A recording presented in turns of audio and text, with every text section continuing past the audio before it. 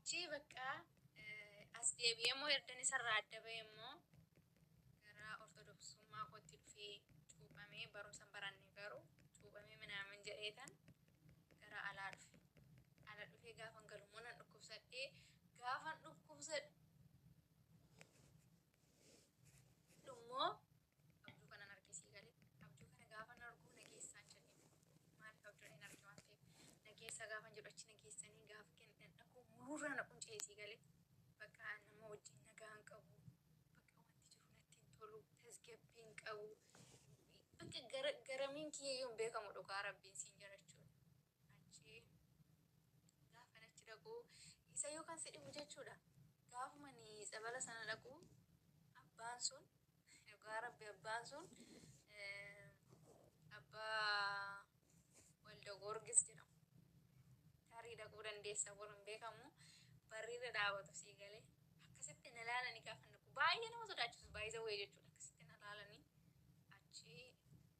aninkiyoo nan sodaadhe dhugaa rabbi isaan ta'uun barre garuu nan sodaadhe jechuun uffannaa isaanii gargaree wayyaa fa'aa uffatanii madaabaraa minaamin yoo dhisiisanii uffata abbaan sun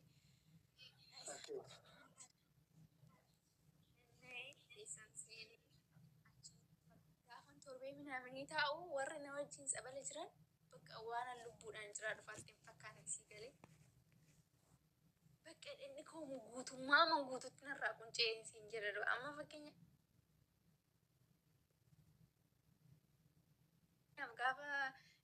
abiddi nama gubuudhaan dhufeen quncaa miti akkan bakka waan ta'e tokko ta'e silaa hamma kanaan gaa jechuudha qalladhe achi bakka otuman jedhu galgala barumsi jira nan dhaggeeffadhaa guyyaa immoo mannaanyota wajjinan oolaa isaa wajjin bishaan nan fidaa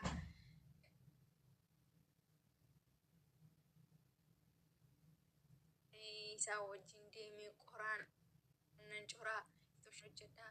yeroo sana manni immoo ijaaramaa ture jechuudha. Bakka isa dura jechuudha bishaanii abbaa shanii tokko asii baadhee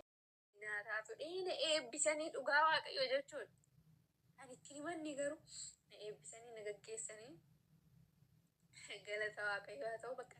isaa booda dhugaa rabbiin siin jedhama. Mataa koo qofaan na dhukkuba sanayyuu dhiiga tokko galata waaqayyo jechuudha. Dhugaa Kiristoos rakkina namaa siin qabu rakkina waa tokko siin qabu galata waaqayyo innaa akkasan siin jedhaa.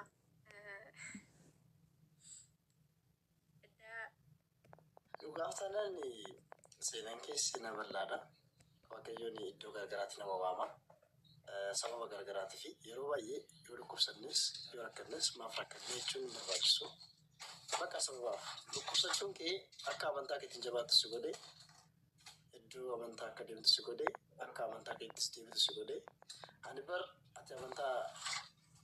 achi keessa turte jedhee tasuma yaadeen beeku. Amantaa beekte keessa turte jedhee tasuma yaadamu sadii akkas jedhee bakka yaadeen si beeku hin fakkaatus. Lammaffaa rabbuma si jaallatu ortodoksiinis taasisu isaan gargar si baasa. Yoo na salaa jechuun toluu jecha artatti haa ta'u inni guddaan isaadha. Ani beeka yeroo dhukkubsataa nama baay'ee namatti cimu fakkeenya obboleettiin kee tokko ji'a 8 guutuu argarra yeroo ciistetti akkas chaarte betta bakka yookaan fayyee yookaan bakka baay'ee rakkannaan yaa waaqayyo maaloo bakka na fudhadhu anas rakkiste maatii koo si rakkisanii si galee dhugaa amma yoo nan dagadhu dandeechuun hin jettu maal hin jettu gin sabala bargaa egzaaraa bika jedhamu jira betta achi fuunee geechine ifeeti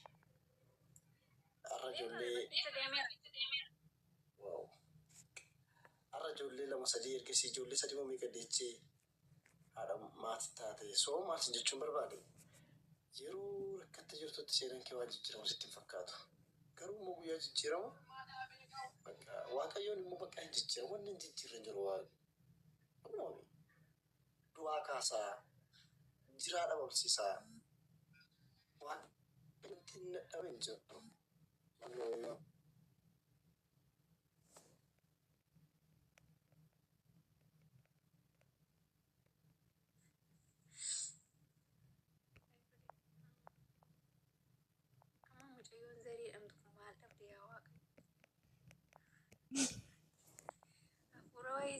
birti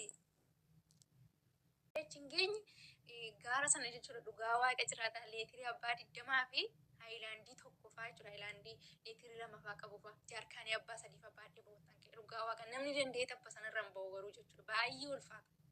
achi naannaa ji'a lamaa minaaminiin taa'ee bakka guutummaan guututti nan fayye jechuudha nasaatti gaafa kana yaa isaanii wayii addunyaa kutaa kutii minaaminii wanta kana mulurra jechuudha dhugaa waaqa jiraata wanta tokko nan dinqu dibachuun nan dinqu uffachuun nan dinqu nyaachuun nan dinqu wayiin namaa nan dinqu qabaachuunis nan dinqu dhabuunis nan dinqu si galee waan hundumaaf garaa kutadheen bakka nan bahechi keessa gaafa ani galuudhaaf jedhu abbaan tokko jiru isaanis abbaadha garuu akkasuma abbaa warra guddaa miti siin jechuu barbaadeen si galee dhagaan jira sagalee waas qabu gisee tokko warra sirreeffatan taaf godha sheeris taaffii koppilii guddaame godhatu sagaleen guddaa horatu eessi abbaan sunii jechuudha abbaan sunii si galee yeroo tokko abbaan sun akkasitti nama laalanii hinduutu si galee wanti ni hinduutuun eekkamu baay'ee nama sodaachisu achi aniin kee akka boriin gala jedhee bishaan silaa gadi bu'amee waraabama si galee gadi bu'amee waraabama gaafa siin jedhu shoboka magaalaa isaa keessaa waraabda isaan booddee bishaan waraabbadha jedhee wanti nyaachaan jedha achi ittiin borgaluuf dhaayinaan jedhanii namaman achi garuu maalan jedhe seeti yaa kidaana muratiin jedhe kidaana muratiin bakka kanaa otoo waa tokko naan jedhe miila koo baasee as keessaan bo'uun jedhe miila koo keessaa baasee bo'u milikkita wayii na agarsiisin jedhe dhugaa rabbi milikkita wayii na agarsiisi na eebbisii immoo na gaggeessin jedhe dhugaa akka jiramti bakka akkasa nama yesus akkasa nama bakka akkasitti natti argamtee minaamin natti dubbattu jechuudha achi abbaan sun borgaluufi naan jedhanii nawaamanii kootto naan jedhan borgaluufi naan jedhanii boran galan jedhan achi sabala naan jedhan sabala fidadhuutii warru eebbiseensiif kennaa naan jedhan ishedhee narri fadhee dhugaa waaqa gaafsan akkas naan jedhan bakka indii maaliidhaan jedhee dhugaa waaqayyo achi bakka ishedhee sabala sana fidadhee galgaluma isaan itti kennan isinuma bira naaf haa bulu mana keessan jedhe jechuudha achi Olleef video aizosh boy jirtanti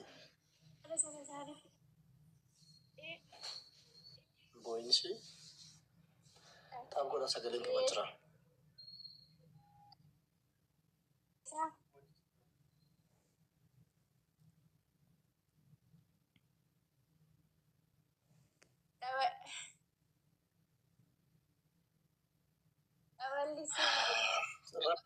waaqayyoon ikkoo seenaa jijjiiraa wanta jijjiiramni jiru waaqa fuulduratti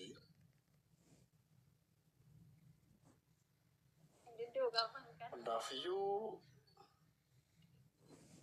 abboodha sagaleen qabaa jira bataskaana keessa duraa naataatu dhiina eebbisanii dhugaa waaqayyo jechuudha ani itti himanni garuu na eebbisanii na gaggeessanii galata waaqayyo haa ta'u bakka isaa booda dhugaa rabbiin siin jedhama mataa koo qofaan na dhukkuba sanayyuu dhiiga tokko galata waaqayyo jechuudha dhugaa kiristoos rakkina namaa siin qabu rakkina waa tokko siin qabu galata waaqayyo innaa akkasan siin jedhaa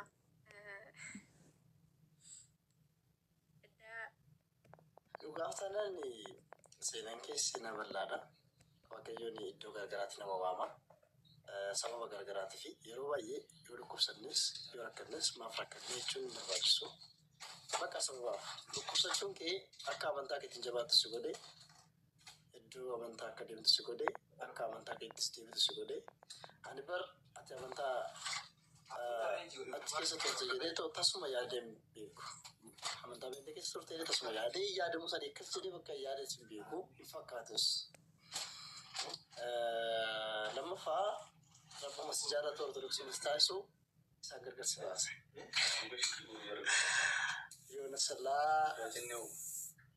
جون تلو جتار تتي ياتو إنه بدان كسادا أني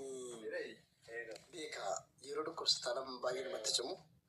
fakkeenya obboleettiin kee tokko ji'a saddeet guutuu argarra yeroo ciste takkas chaarte betta bakka yookaan fayyee yookaan bakka baay'ee rakkannaan yaa waaqayyo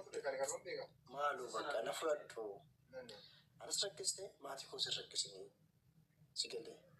dhugaa amma yoo nan dagadhu dandeechuun hin jettu maal hin jettu gin sabala bargaa egzaaraa bika jedhamu jira betta achi fuunee geechinee ifeete arra ijoollee ijoollee lama sadii ergasii ijoollee sadii mamii gaddeechee haadha maatii taate soo maatiin jechuun barbaade yeroo rakkatti jirtutti seenaan kee waan jijjiiramu sitti hin fakkaatu garuu immoo guyyaa jijjiiramu waaqayyoon immoo bakka hin jijjiiramu wanni hin jijjiirran jiru waaqni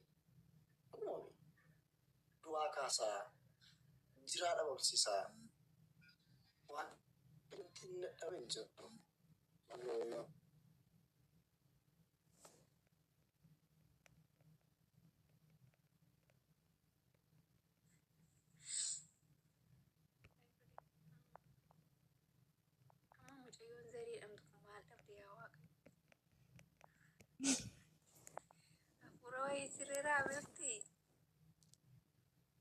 Tukan nama tiga pencuacun bayar pasang mau kan nama raja sini tipe kate gua kayu.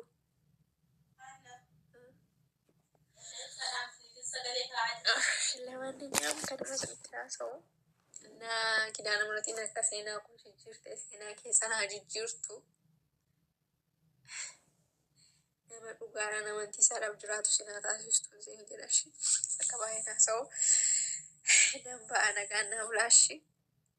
Bakal faisi amin.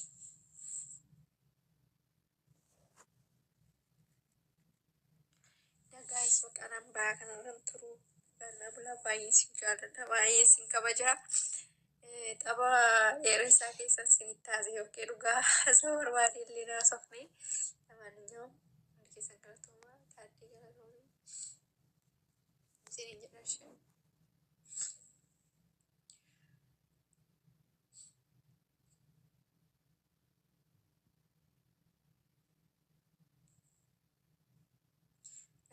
Simbo, bakka guys sinin jaaladha ishii sinin kabaja bakka